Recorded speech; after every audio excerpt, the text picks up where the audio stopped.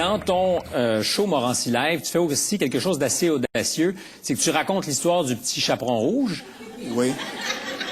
Il y a des gens qui ont assisté à ton show, manifestement, en ayant demandé aux spectateurs de remplir des fiches sur lesquelles ils mettent une phrase absurde, le plus absurde possible. Voilà, Et à des moments clés du monologue, tu utilises les phrases pour ponctuer. Alors, pour terminer la grande entrevue, je te demanderais, pour ceux qui seraient peut-être arrivés en retard, de nous faire un résumé succinct en 2 ou 3 minutes en utilisant, moment où tu le décideras, des phrases qui ont été déposées dans ce petit bol. Alors, tu racontes et tu ponctues comme tu le veux. Bonne idée. Alors, on commence. François. Alors, re-bienvenue à tous. Alors aujourd'hui, émission fort intéressante pour moi avec Stéphane Bureau, la grande entrevue. Stéphane Bureau, mon Dieu, un homme que j'admire depuis très longtemps, que j'écoutais à Radio-Canada à l'époque où il animait le bulletin de nouvelles. Et je me rappellerai toujours d'un mercredi soir où Stéphane, entre une nouvelle de sport et une de météo, avait dit aux téléspectateurs: je pense de plus en plus à me faire creuser un puits artésien dans mon salon.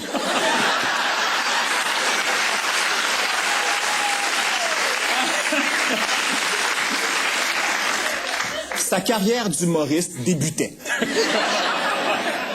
Suite à ça, évidemment, on me parle de Stéphane, je disais avec plaisir. Alors, on est arrivé, on a commencé à parler un peu de mes débuts de carrière et Stéphane m'a dit, mon Dieu, où est-ce que t'es né, en fait, artistiquement? Comment ta carrière a débuté? Et je disais à Stéphane, c'était un samedi soir, j'étais à la maison, j'écoutais Johnny Carson avec mon père. Et mon père m'avait regardé, il m'avait dit la chose suivante: Arthabasca, Arthabasca. C'est ton père, après tout, hein? Mon père était légèrement confus, disons-le. Mais la rythmique de ce mot Arthabasca m'avait allumé sur le plaisir d'écrire de l'humour. Alors, j'ai commencé à faire des jokes, à faire des spectacles et, évidemment, le festival Juste pour rire arrive et on me présente officiellement. C'est mon premier gala. Yvon Deschamps anime. Et pour me présenter, Yvon, avant de dire mon nom, a dit la chose suivante: j'ai un monsieur patate dans ma poutine. Ah, Yvon. Le parrain de l'humour. Je fais mon numéro, ça va bien, standing ovation, je sors en coulisses, je commence à faire des entrevues à la télé, je me retrouve au Point G avec Julie Snyder, et puis Julie me passe en entrevue, comment va ta carrière, qu'est-ce que tu fais comme spectacle, et elle me parle de ma vie personnelle, puis elle me dit, dis-moi donc quelque chose d'intime sur toi. Et j'ai jamais été un grand fan de ça, mais ce que j'ai dit à Julie à ce moment-là, c'est: je te tiens par la barbichette.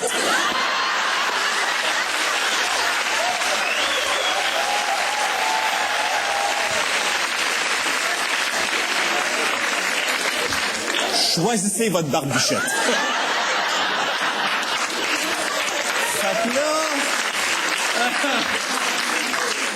la carrière se poursuit, je sors mon premier one-man show, je commence à faire de la radio, je commence à faire du cinéma dont on n'a pas parlé. Non, d'une bobinette! Le film Nuit de noces, je vais en parler à l'instant parce que comédie romantique en 2001, Bobine d'or, grand succès qu'on a ignoré. On savait qu'on allait se rattraper. Et on se rappelle tous que dans Nuit de noces, ma réplique assassine, alors que je jouais le mari de Geneviève Brouillette, alors qu'on était sur le lit en train de s'embrasser tendrement. C'est une scène d'un érotisme fou. Je la regarde, je lui prends un sein et je lui dis: si t'arrêtes pas de m'écœurer, je te maquille en gorille.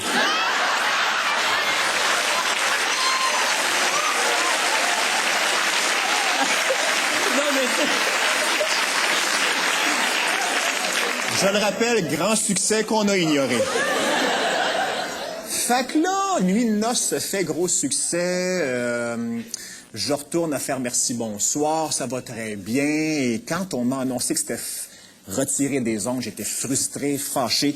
Quand on m'a dit au téléphone, la première affaire que j'ai dit au téléphone à ma collègue José Fortier, d'un air enragé, c'était: j'ai toujours voulu avoir du poil dans le cou.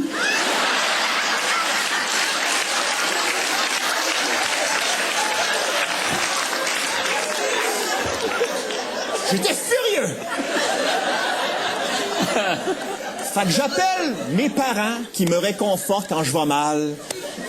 J'appelle ma mère, qui filait drôle ce soir-là, puis j'étais en pleurs. Ma mère, elle aime pas ça quand je suis down. Elle aime toujours me revigorer avec un proverbe spectaculaire.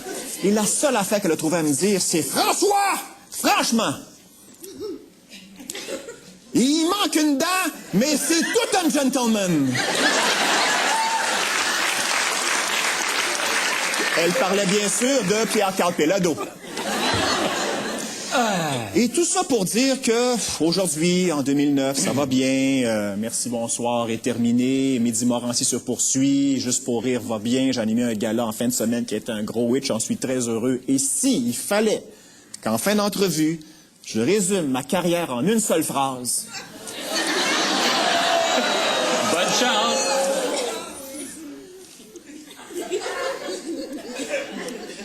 Stéphane a le postillon facile.